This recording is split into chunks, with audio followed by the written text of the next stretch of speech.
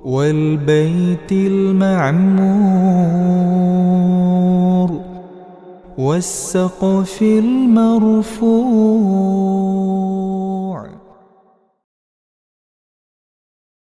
Assalamualaikum warahmatullahi wabarakatuh. Hamdan wa syukron lillah amma ba'du. Pertama-tama, marilah kita panjatkan puja-puji syukur kita atas kehadirat Allah Subhanahu wa taala dan di mana telah melimpahkan nikmatnya kepada kita semua. Salah satunya nikmat sehat walafiat.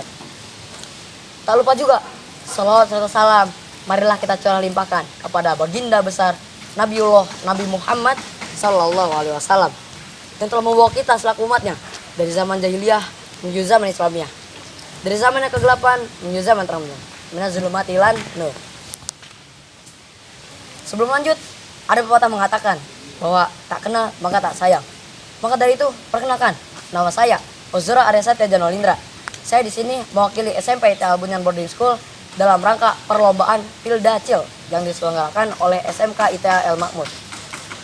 Dan saya di sini akan membahas materi yang berjudul Malam Lailatul Qadar. Malam Lailatul Qadar. Mungkin beberapa dari kita mengetahui Malam Lailatul Qadar adalah malam yang mulia, malam yang penuh keberkahan. Tapi apa yang membuat mulia? Apa yang sebenarnya membuat Malam Lailatul Qadar itu begitu berkah? Jawabannya ada di surah Al-Qadar ayat 1 sampai 5 yang berbunyi Bismillahirrahmanirrahim. Inna anzalnahu fi lailatul qadar. Sesungguhnya kami telah menurunkan Al-Qur'an pada malam Lailatul Qadar. Wa ma adraka ma lailatul qadar.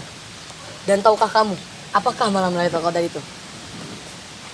Lailatul Qadari khairum min alfi syahr. Malam Lailatul Qadar itu lebih baik daripada 1000 bulan. Tanazzalul malaikatu warruhu fiha biizni rabbihim min kulli amr. Dan para malaikat-malaikat beserta Ruh Jibril turun dengan izin Rabb-nya untuk menyelesaikan urusan-urusan. Salamun hiya hatta matla'il fajar. Maka sejahteralah malam itu sampai terbitnya fajar. Dari sini kita mengetahui bahwa dari ayat-ayat surah Al-Qadar tadi yang saya bacakan dan sekaligus dibacakan artinya, kita mengetahui bahwa betapa mulianya malam Lailatul Qadar itu. Contohnya pada ayat yang pertama yang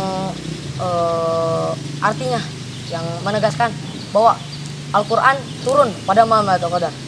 Masya Allah, Al-Quran yang selama ini menjadi pedoman hidup kita, yang selama ini menjadi mukjizat terbesar Nabi Muhammad, ternyata turun pada malam Lailatul Qadar. Lalu di ayat yang ketiga juga Allah menegaskan bahwa malam Lailatul Qadar itu lebih baik daripada 1000 bulan. 1000 bulan ini diperkirakan mencapai 83 tahun lebih 4 bulan. Dan kita tidak bisa menjamin bahwa kita akan hidup selama 1000 bulan nanti. Lalu di ayat yang keempat Allah juga menegaskan bahwa pada malam Lailatul Qadar itu para malaikat rahmat beserta malaikat Jibril itu turun dengan izin Allah untuk menyelesaikan segala urusan-urusan.